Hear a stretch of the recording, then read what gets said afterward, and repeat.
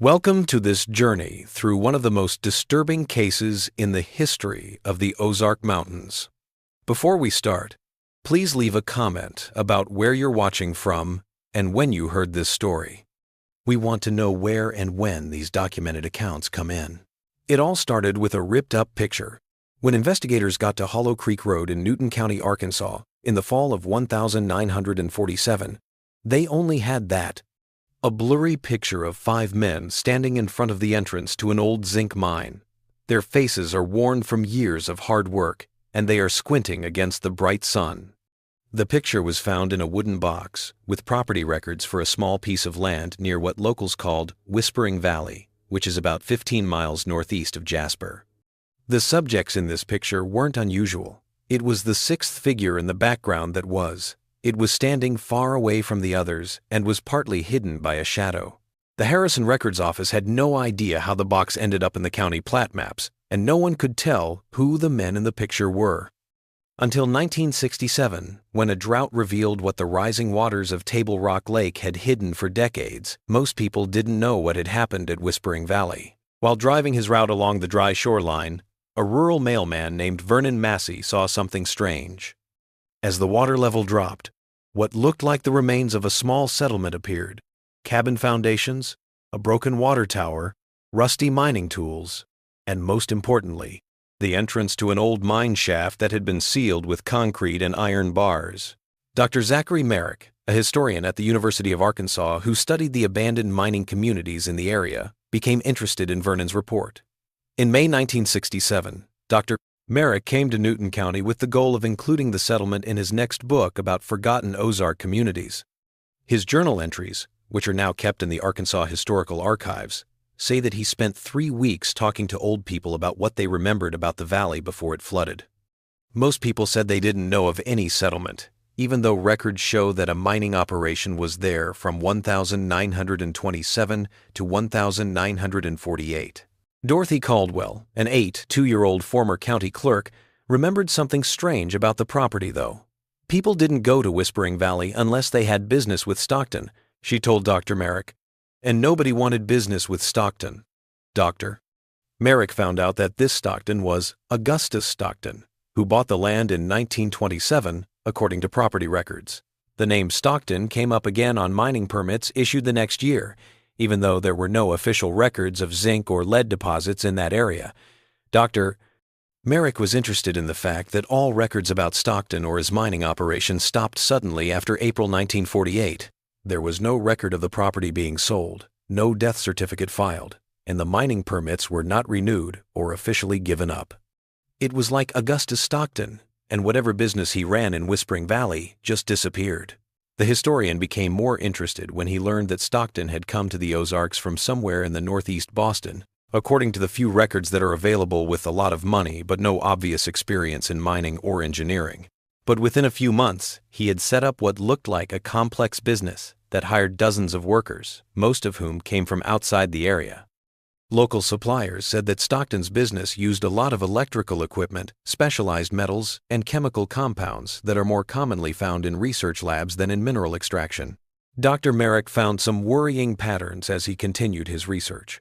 From 1929 to 1948, 17 people went missing within 50 miles of Whispering Valley.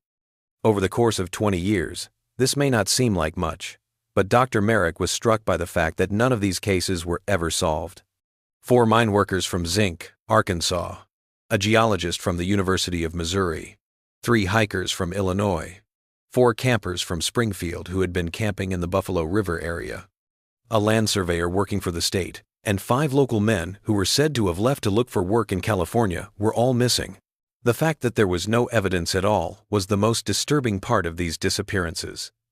There were never any bodies found, personal items found, or witnesses who came forward with information. At the time, local police looked into the cases but couldn't find anything that linked them. Dr. Merrick wrote in his journal, "It's as if these 17 people just stepped outside of existence, leaving behind only paperwork and families who were worried. In June 1967, Dr. Merrick asked the Army Corps of Engineers for permission to look at the sealed mine entrance at the Whispering Valley site. At first, his request was denied, but after he asked members of Congress for help, he was given limited access under supervision. The official report that came out later said that the mine entrance had been sealed with reinforced concrete by professionals sometime in 1948. Engineers found that the tunnel had collapsed about 20 feet in when they took out a small section to look at it. This meant that they couldn't explore it any further without digging a lot. The project was thought to be too risky and expensive, so the opening was closed again. But the official report didn't say anything about what Dr. Merrick wrote about in his private journal, finding strange marks carved into the rock face around the mine entrance. These markings didn't look like any known mining notation system, and they seemed to make patterns that Dr. Merrick said were planned but impossible to read. He made rubbings of these marks and put them in his papers, which are now kept at the university. Years later, linguistics experts would find that the markings had some structural similarities to Sumerian cuneiform, but they also had symbols that had never been seen in any other ancient writing system. Dr. Merrick's investigation might have stopped there if he hadn't run into someone by chance at a diner in Harrison. An older man heard them talking and came over to their table.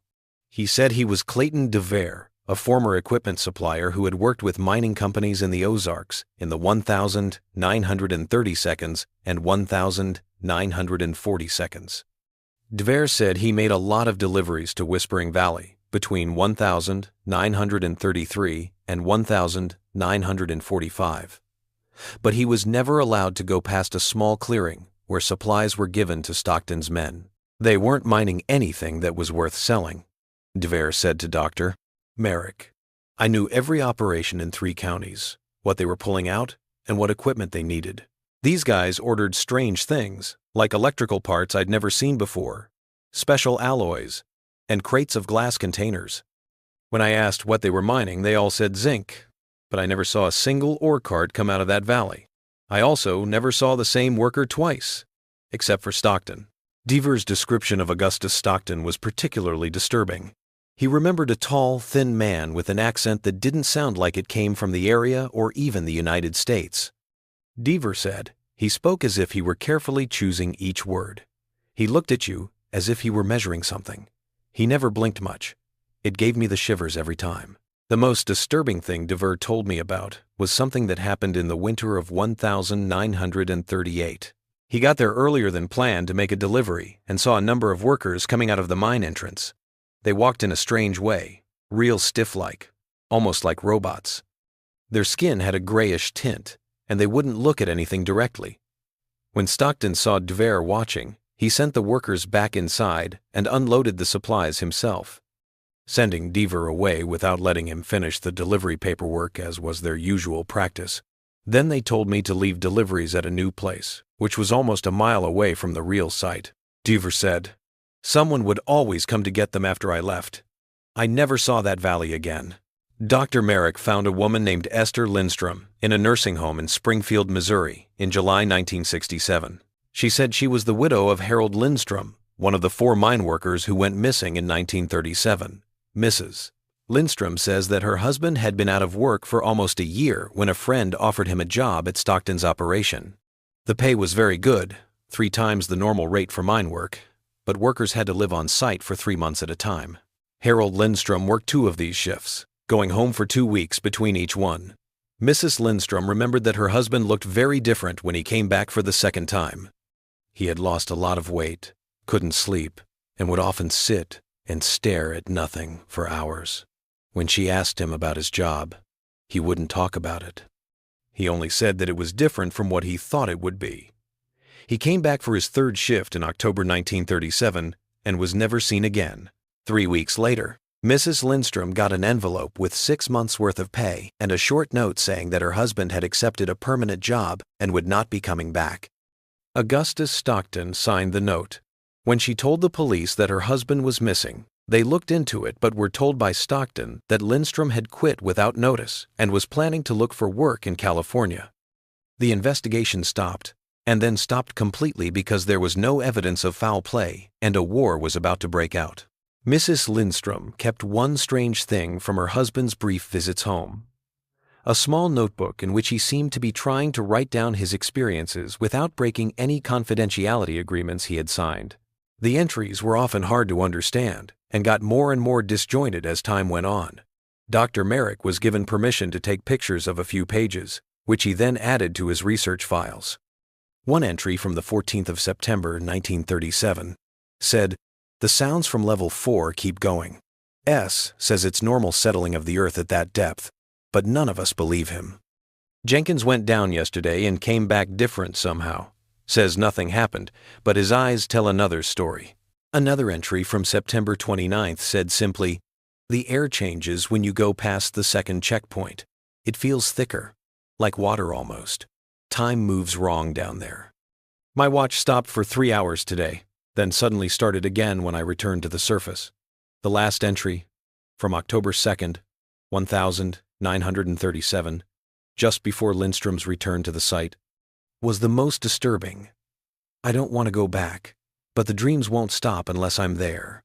I see what's behind the sealed door on level 6. It's waiting for something. For us, maybe. S knows more than he says. The formulas on his blackboard aren't for mining anything from this earth." Dr. Merrick's research got even darker when he found a number of medical reports written by Dr. Howard Lamb at a small hospital in Harrison between 1935 and 1948. These reports talked about 7 patients who were admitted with similar symptoms, such as being very sensitive to light, losing weight for no reason, having trouble thinking, and having skin that was graying in a strange way. All 7 patients had one thing in common. They had worked at the Whispering Valley mine for at least 3 months. The report said that the patients got worse quickly, even with treatment, and 5 of them died within weeks of being admitted. The other 2 left the hospital before treatment was finished. Dr. Lamb's notes showed that he was frustrated that he couldn't figure out what was wrong and thought it might have something to do with the mining work. Dr. Lamb had preserved tissue samples from 3 of the dead workers, which was the most important thing. Dr. Merrick and a medical colleague looked at these samples, which were kept in the hospital's pathology department. Their notes say that the tissue had very strange properties, such as cellular structures that didn't look like normal human histology, and tiny amounts of an unknown metallic compound that seemed to be slowly replacing the organic material. Federal agents took the samples during an unannounced visit to the hospital in 1968, not long after Dr. Merrick had seen them. Dr. Merrick was able to find Joseph Hargrove, a former security guard who had worked at the Whispering Valley facility for 6 months in 1946, in August 1967. At first, Hargrove didn't want to talk about what happened to him, but he finally agreed to a recorded interview as long as it wasn't made public until after he died. Hargrove talked about a facility that was much bigger than the small mining operation it was supposed to be in this recording, which is now in the university archives. Hargrove said, "There were at least 6 levels below ground. I could only go to the first 2 levels, which had regular mining tools, and what looked like research labs. The lower levels were only open to people with special clearance. Guards were stationed at checkpoints between levels, and we were told to never let anyone through who didn't have permission, no matter what." Hargrove talked about strange security measures, like changing the coded phrases needed to get into different areas every week and searching for unauthorized recording devices or written materials every now and then. What worried me the most was how he talked about how certain areas on the lower levels were kept safe. "We were issued special suits to wear when escorting authorized personnel to level 3 and below," he recalled. "These weren't regular mining safety gear. They covered every inch of skin and had air tanks, which is more like what you'd expect for handling dangerous chemicals. We were told never to take off any part of the suit until after we'd gone through decontamination, no matter what happened down there." When asked what was inside, Hargrove said he didn't know for sure, but he did hear scientists talking about anomalous material and non-standard physical properties. He also talked about strange things that happened that couldn't be explained. He said, "Things would move without being touched, not sliding or falling, I mean lifting up and floating. I saw a wrench rise 6 feet off a workbench and hover there for almost a minute before dropping. When I told my boss, he just nodded and wrote it down in his logbook, as if it were a completely normal thing to happen." Hargrove's description of what he called the incident that made him quit was the most troubling. In February 1947, alarms went off all over the building, and everyone had to leave right away, except for Stockton and a small group of researchers. When they were allowed to come back 3 days later, the whole third level had been locked off and a few employees were missing. Hargrove said, "There was never an explanation. Those men who disappeared, Roth, Alvarez, Kinsler, their names were never mentioned again." When another guard asked about them, he was removed from the site the next day. I put in my notice that week. Some things aren't worth any amount of pay. Dr. Merrick's research had gotten too much attention by September 1967. Someone broke into his office at the university, but it looks like nothing was stolen. He said he got strange phone calls where the person on the other end would stay quiet for a few minutes before hanging up. Most worryingly, he found out that someone had broken into his house while he was at work and carefully placed the torn photo he had been looking at on his pillow. His journal entries from this time show that he thought someone was following him. In late September, Dr. Merrick got an anonymous package with a few papers that looked like internal communications from the Whispering Valley facility. These included incomplete research notes, personnel logs, and, most importantly, a hand-drawn map showing how the underground levels were set up. The map showed 7 levels, not 6, as Hargrove had said. The 7th level was just marked Isolation Zone, authorized personnel only. A handwritten note that came with these materials said, "They're still watching. Be careful." Dr. Merrick tried to verify these papers through different academic channels, but he always ran into bureaucratic problems. His co-workers in related fields turned down his requests for help without giving a reason. The university administration suddenly canceled funding for his larger study of abandoned Ozark communities, saying it was due to budget issues, even though the project had already been fully funded through the next year. Dr. Merrick drove to the Newton County Courthouse on the 3rd of October 1967 to look at more property records. He never showed up. The next day, they found his car parked at a scenic overlook near the Buffalo River. His research materials were still inside, but there was no sign of Dr. Merrick. There was a search that lasted for several weeks, but it didn't find anything. Zachary Merrick had disappeared without a trace, just like the 17 other people who had done so before him. The investigation into his disappearance uncovered something unusual, however. Merrick had a small notebook with what looked like written-down interviews with someone called Subject H. The interviews talked about working in the lower chambers of an unnamed facility where the air felt different and time didn't move right.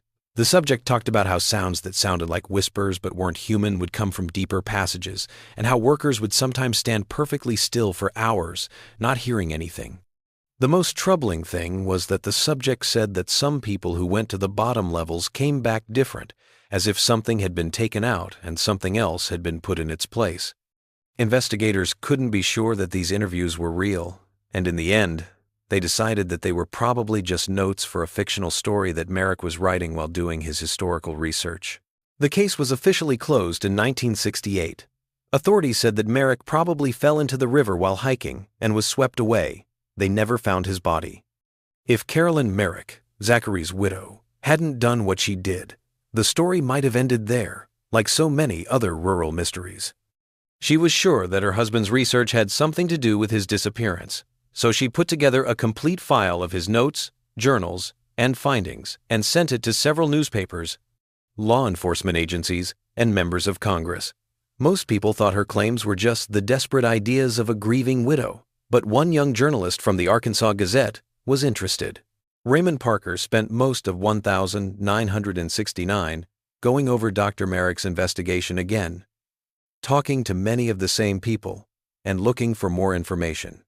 His most important find came from a Freedom of Information Act request that showed the U.S. In 1948, right before the mine was closed, the Geological Survey did a secret study of the Whispering Valley area. The heavily redacted documents Parker got showed strange readings that the report said were consistent with exposure to unknown radiation source and suggested immediate containment and restricted access. Parker also found a former Army Corps of Engineers employee who had worked on the team that built Table Rock Dam in the late 1952. This person, who wished to remain anonymous, said that the original plans for the reservoir had been changed so that Whispering Valley would be flooded with at least 60 feet of water. The ex-employee told Parker, Some things are better left buried. When Parker asked why, Parker found out through a lot of research that from 1948 to 1956, a number of shell companies quietly bought land around Whispering Valley and then gave it to the federal government. These deals were purposefully hidden through complicated legal moves, which effectively erased the valley from public records. When Parker tried to look at these land records, he found that many of them had been taken out of the county archives, supposedly to be restored and preserved. Parker's research took him to Westbrook Psychiatric Hospital in Jefferson City, Missouri, where a former researcher from the Whispering Valley facility had been sent in 1950. Dr. Malcolm Reed, a physicist who was once well respected, was diagnosed with paranoid schizophrenia after making more and more strange claims about his work with Augustus Stockton.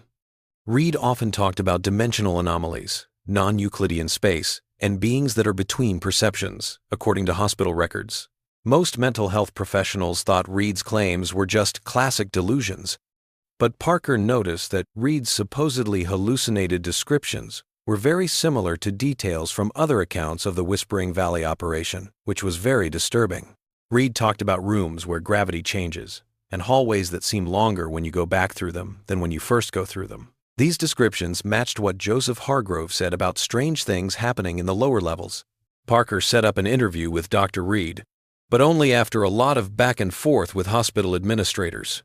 The transcript of this interview, which was never published but is still in Parker's papers, shows a man who, despite his apparent mental illness, had a clear and technically advanced understanding of theoretical physics.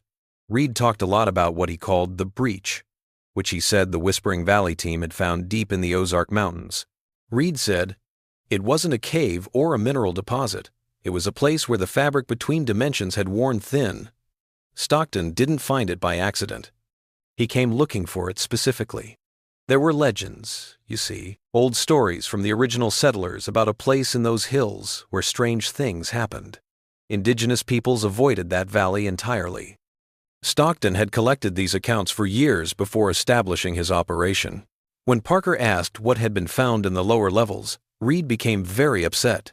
He said, "We opened something that should have stayed closed. A doorway, but not in a way you would understand. What came through wasn't matter as we know it. It changed things around it, including people, rather than interacting with them." Stockton called it the influence. "We were studying it to learn about its properties and maybe use them. But it was also studying us, learning and changing." Reed said that as the research went on, the phenomena spread and became harder to control. People who were exposed to the influence started to show strange skills and changes in their behavior. Some people could see things that others couldn't, while others became eerily in sync, moving and speaking in perfect unison even though they were in different parts of the building. Reed called the people who were most affected conduits, which means they seemed to be under some kind of outside control. Reed said, "The incident in 1947 was a failure of containment. Something came through completely for the first time. 3 researchers and 2 security personnel were, I don't have the words to explain it well. Absorbed is probably the best word.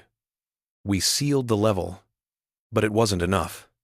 Stockton knew we were losing control. That's when the decision was made to shut everything down and seal it permanently." Reed didn't say anything for a few minutes after Parker asked what had happened to Stockton and the other people who were still there. By then, Stockton had changed, he said in a low voice. "He spent more time on the lower levels than anyone else. The last time I saw him, he was telling me how we needed to get ready for what was coming. His eyes, they weren't human anymore, Mr. Parker." Some of the others left, promising to keep quiet. Others stayed with Stockton. They believed in what he had become. Reed's last words in the interview were probably the most frightening. "Water isn't a barrier to them. It's just a different medium. In some ways, it's better for them than air. Every year, the influence gets stronger. The containment won't last forever." 3 weeks after this interview, Dr. Malcolm Reed was found dead in his room at Westbrook Hospital. Heart failure was the official cause of death, but a nurse who found Reed's body said that his eyes were open and he looked very scared. It was strange that the room temperature was just above freezing, even though it was summer and the rest of the building had working climate control. William Tanner, a retired sheriff's deputy who was part of the last official visit to the Whispering Valley site in April 1948, gave Parker the most chilling account. Tanner says he went with 2 federal agents to serve papers to Augustus Stockton about tax problems. They found the site completely empty when they got there. The equipment was still running, personal items were left behind, and food was on the tables, but no people were there. Based on the living conditions, Tanner thought that about 30 people had been living and working there. Tanner told Parker, "It was like they all just got up and left in the middle of what they were doing. There were no signs of a fight, no blood, and nothing was missing except the people themselves." But something was wrong with the place. The air felt heavy, and there was a constant sound, like the wind through pine needles. But there wasn't any wind, and the pine trees were too far away to hear. We all felt it, like we were being watched from every direction at once. Tanner told how they found the mine entrance blocked from the inside with mining tools. The federal agents asked for help, and when more people showed up the next day, they broke into the mine. Tanner couldn't go in, but he remembered that the team that did came out less than an hour later, looking shaken. One agent was talking nonsense and had to be put to sleep right away. They told Tanner to leave while they secured the area. He had to sign a lot of confidentiality agreements later and was told never to talk about what he had seen. Tanner told Parker, "I kept my mouth shut all these years, but I'm an old man now, and I still lie awake sometimes, thinking about that place. I've never felt anything like it before or since. It was wrong in some way, like walking into a picture where the perspective isn't quite right." Tanner didn't tell Parker this, but he did tell his grandson in a recorded conversation just before he died in 1985. He had secretly gone back to the site a week after the official visit, driven by an urge he couldn't explain. He saw that the area was surrounded by soldiers and strange tools being put up around the mine entrance. The most troubling thing he saw was several people in protective suits taking regular readings from the soil, plants, and water sources around them and then immediately burning the samples after writing them down. They were burning everything that had been close to that mine, Tanner said in the recording. Even the dirt, like they were afraid it was contaminated somehow or changed. In December 1969, Parker sent a long article to his editor at the Arkansas Gazette as the end of his investigation. The piece never saw the light of day. The paper's records show that Parker took an unexpected leave of absence not long after submitting his work, and he eventually quit his job. The paper's archives didn't have his original manuscript, and it seems that Parker disappeared from the world of journalism altogether. In a strange ending to this story, a safety inspection of Table Rock Dam in 1978 found structural problems that needed a lot of work to fix. Engineers found that the part of the reservoir right above Whispering Valley had developed an unusual thermal anomaly, with water temperatures almost 10 degrees warmer than the areas around it. There was never an official explanation for this strange event, but the area was later made a restricted zone, supposedly to protect wildlife. In 1983, a recreational diver who went into the reservoir anyway, despite the rules, said they saw structures on the lakebed that didn't look like natural formations or normal human buildings.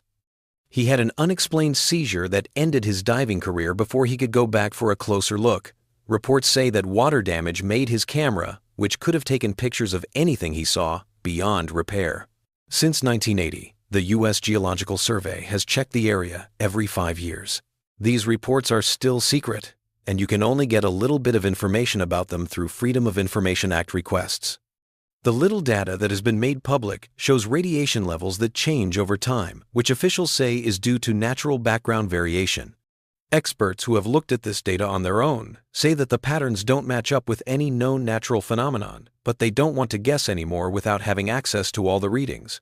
In the winter of 1997, record low temperatures made strange ice shapes on some parts of Table Rock Lake. This is probably the most disturbing thing that has ever happened.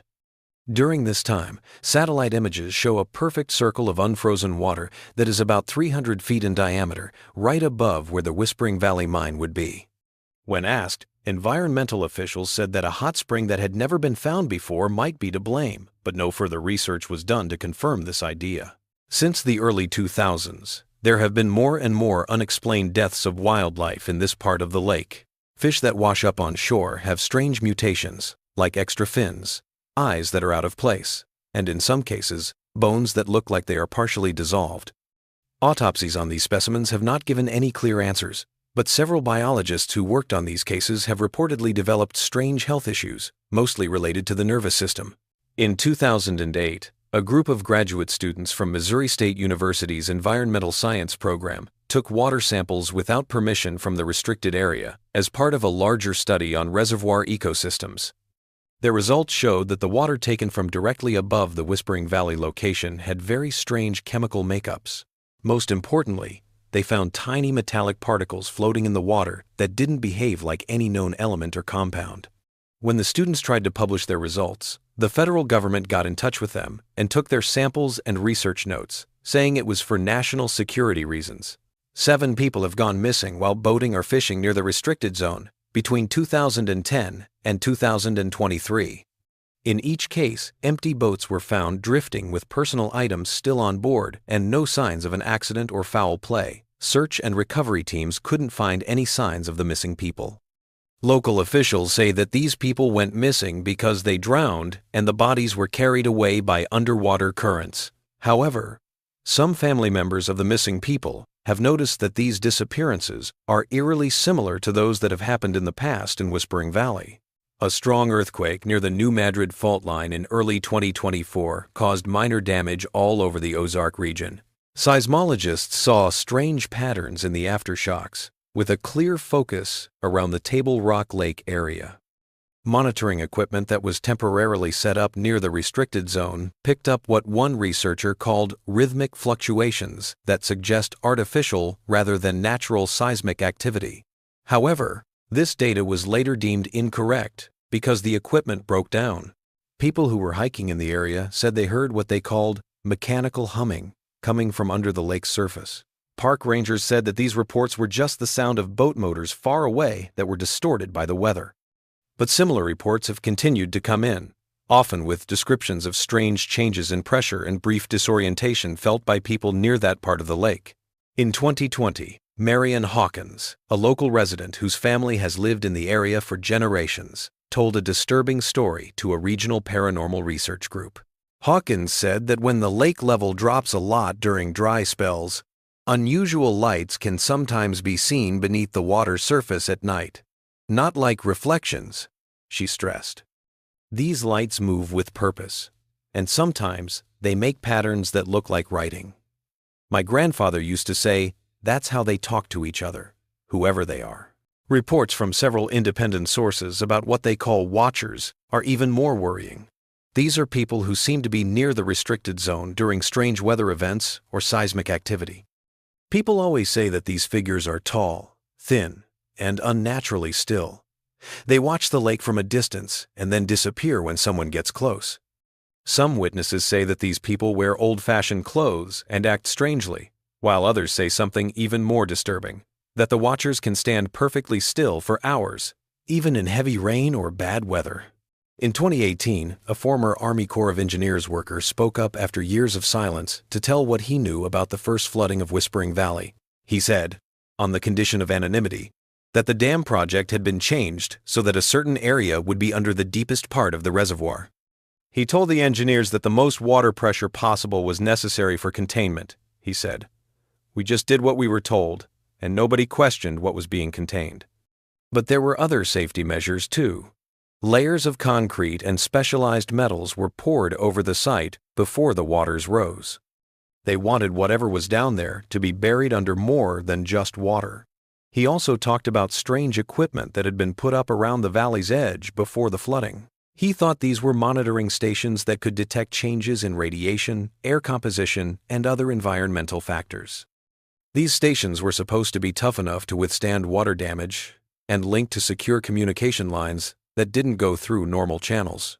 They thought something might happen, he said. Before the lake even existed, they were getting ready for containment failure. No one knows for sure what happened at Whispering Valley. No one has ever found the 17 people who went missing between 1,929 and 1,948, including Dr.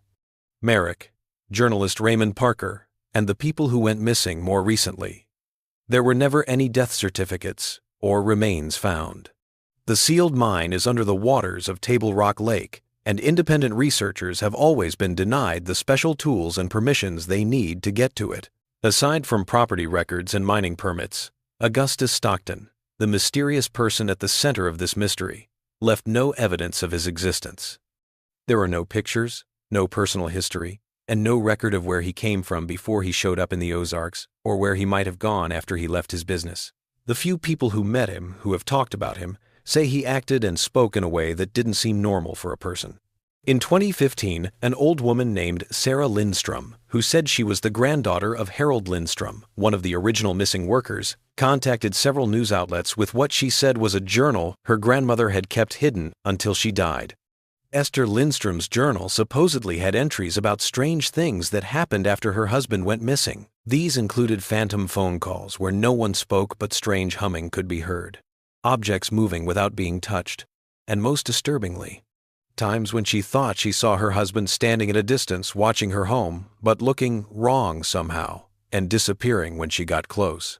Sarah Lindstrom set up a meeting with a reporter from a local newspaper, but she never showed up for the interview. When the police checked on her welfare at her home, they saw no signs of forced entry or a fight, but Sarah was not there.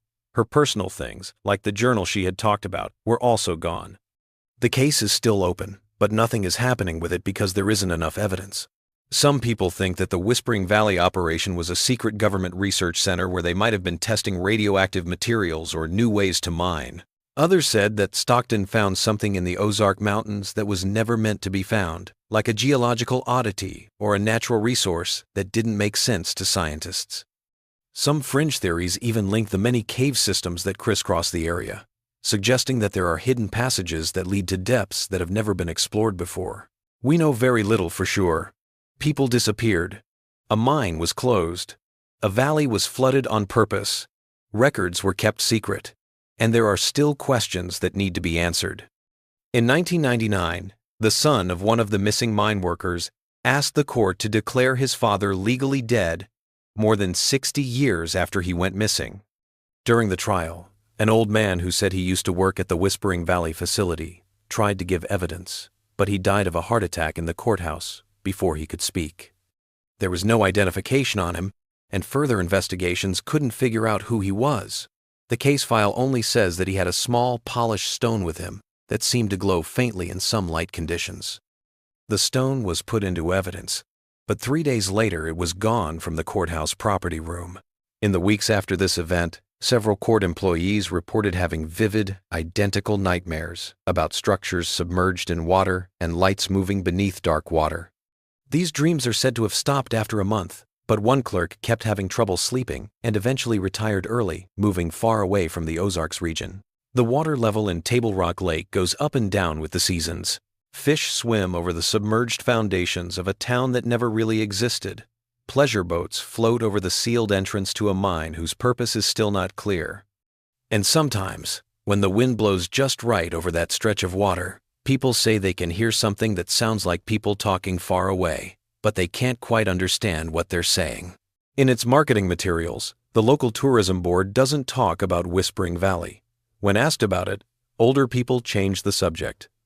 Maps from before 1950 that showed the location have become valuable collectibles that people buy quietly at high prices when they show up at estate sales or online auctions.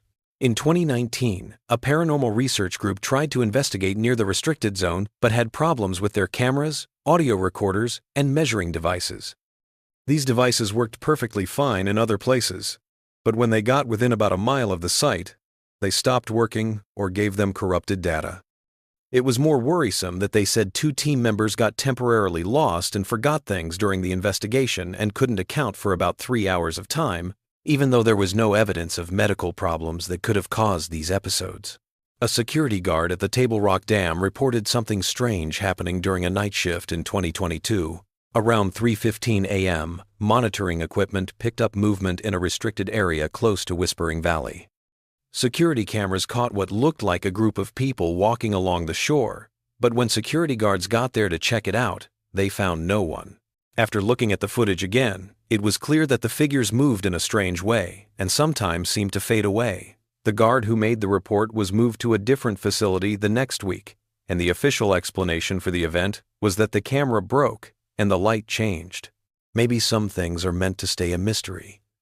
Some truths may be better off hidden from the light of scrutiny and rational explanation, lying beneath calm waters. But for the families of the missing, for those who remember the strange things that happened in Whispering Valley, and for anyone who has ever stood on the shores of Table Rock Lake and felt like they were being watched, the questions stay like ripples on still water. What did Augustus Stockton want to find under the Ozark Mountains? What did he discover? And most importantly, is it really trapped, or is it just waiting in the dark under the lake, getting stronger as the years go by and whispering to anyone who will listen? In 1965, a sonar survey done by a group from Missouri State University found what looked like a line of objects that were evenly spaced on the lakebed near the Whispering Valley site. When they tried to go back for a closer look, their research permit was suddenly taken away without any explanation. One graduate student who worked on this project later said that the early data showed structures that looked like they had been arranged in geometric patterns on purpose, which is not how natural formations or normal human architecture would look. The last picture of Dr. Zachary Merrick, taken the day before he went missing, shows him sitting at his desk and looking over papers. Mrs. Merrick could barely see a tall figure in the background through her office window. Years later, when analysts used digital enhancement technology to look at the picture again, they noticed that the figure seemed to be wearing clothes that were out of style, like those from the 1,940 seconds. It was even more disturbing to see that the figure's features looked a little blurry, even though the rest of the picture was very clear. In 2005, a retired nurse who had worked at the Harrison Hospital while the strange patients were being treated came forward with a disturbing story. She said that one patient, who was in the last stages of an illness that couldn't be explained, had gained strange powers. Things would move when he was upset, she remembered. Lights would flicker, and things would be moved around in his room for no reason.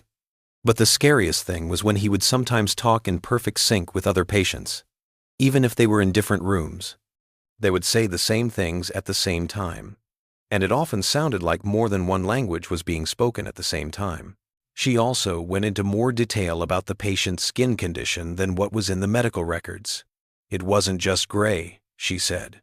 It had a metallic quality that was hard to see, as if it were changing into something else.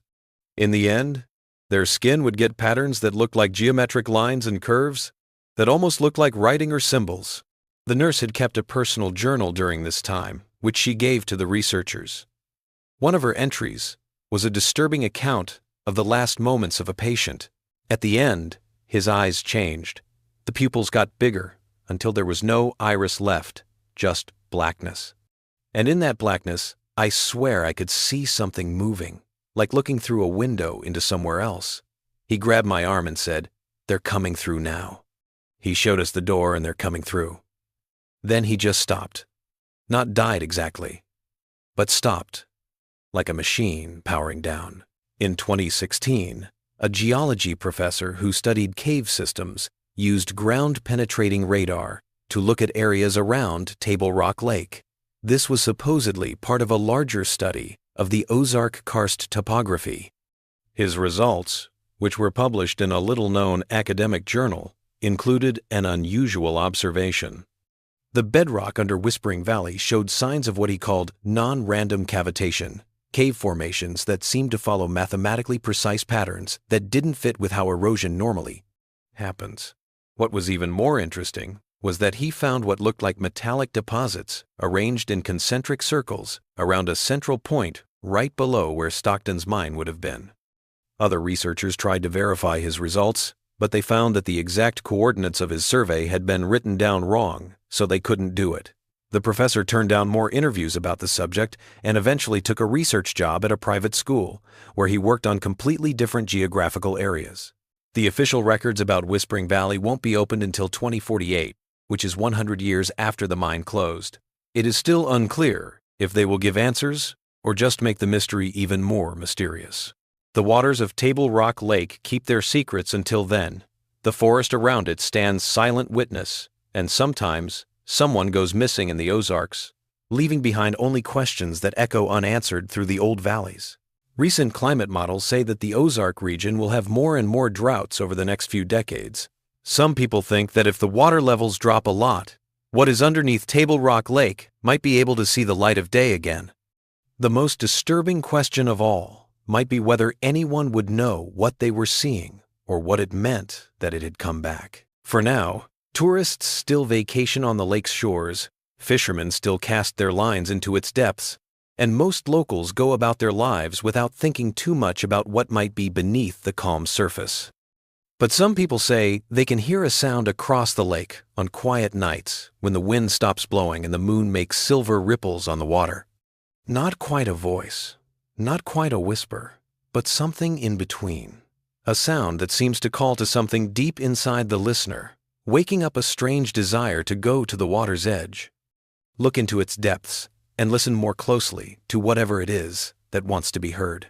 And somewhere below those dark waters, whatever waits in Whispering Valley keeps watch, maybe getting stronger with each passing year, each new generation that forgets the warnings of the past, and each curious mind that looks into mysteries that should be left alone.